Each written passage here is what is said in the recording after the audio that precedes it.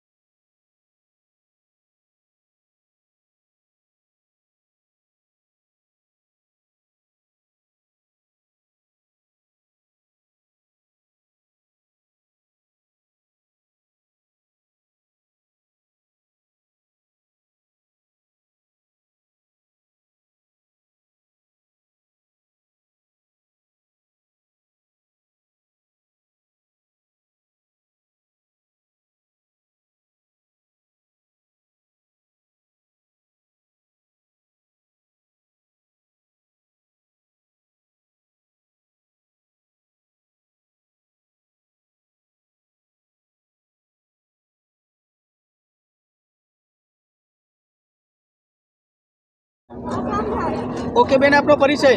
जी, मारू नाम हडिया कविता आहिर कविताबेन महेशभाई है। अमे सेणाई गामथी आया छे फ्रॉम कच्छ अने अमने अहींया लाववा माटे श्री मावजीभाई करसनभाई वाणियानो एक महत्वनो फाळो छे। दर वर्षे एवुं एनुं आयोजन थाय छे के तेओ गामना लोकोने अने अमारे जेवा दीकरीओने आवी रीते ढोलनो પહેરવેશ પહેરી आ यूनिफॉर्म आपी अने एक मंदिरनी जग्याए कोई बी स्थान पर जेम के आ चारधाम हो या फिर कोई बी स्थान पर लई जाय छे अने त्यां अमने दर्शन करावे छे अने तथा अमारुं के ने के एक सपनो होय छे के अमे कोई जग्याए जईने दर्शन करीए। आजे अमे पहेली वार अहींया आव्या छीए। सोमनाथ अमारुं आ फर्स्ट वार छे, तो अमे अमारा समाज आहिर समाज अने માવજીભાઈનું ખૂબ ખૂબ ધન્યવાદ કરીએ છીએ કે તેઓ આવી જ રીતે અમને સહકાર અને સપોર્ટ કરતા રહે. બેન, આ ખાસ કરીને વિદ્યાર્થીઓ માટેનો કાર્યક્રમ હતો. શું કાર્યક્રમ હતો? વિદ્યાર્થીઓ માટે કાર્યક્રમ એવી રીતે હતું કે જેમને બી એક ભાગ લેવો હોય તો તે લોકોને પોતાના ખાલી નામ લખાવવાના હતા અને બસ એને વિના મૂલ્યે કોઈ બી એક બી ચાર્જ નકર આપણે જોતા હોય ક્યાંક જઈએ તો આપણે થોડોક ચાર્જ 100, 200 યા ફિર 1000 સુધી તો હોય જ આટલે દૂર આવી, પણ અમને અમારા સમાજવાળા જેમ કે એકદમ ફ્રીમાં એકદમ વિના મૂલ્યે અમને અહીંયા સુધી લઈ આવે છે અને અમને અહીંયા ખડે દર્શન બી કરાવે છે. કેટલા લોકો ત્યાંથી આવ્યા છે અને અહીંયા શું શું કાર્યક્રમ હતા? અહીંયા અમે અમારા જેમ કે 5 નાથ છે, અમારે મતલબ 5 ગામ છે, એમાં અંજાર છે, તાંબાવ છે, નાગોડ છે, શેણાઈ છે, આવી રીતે તુણા છે. તો આવી રીતે એમાંથી જે વ્યક્તિને પોતાને અહીંયા આવવાનો સ્વેચ્છા ઈચ્છા હોય તે પ્રમાણે લોકો આવે છે, નામ લખાવે છે અને માવજીભાઈ વિના મૂલ્યે એમને બી સાથે એમને બી લઈ આવે છે. અહીંયા શું કાર્યક્રમ હતો?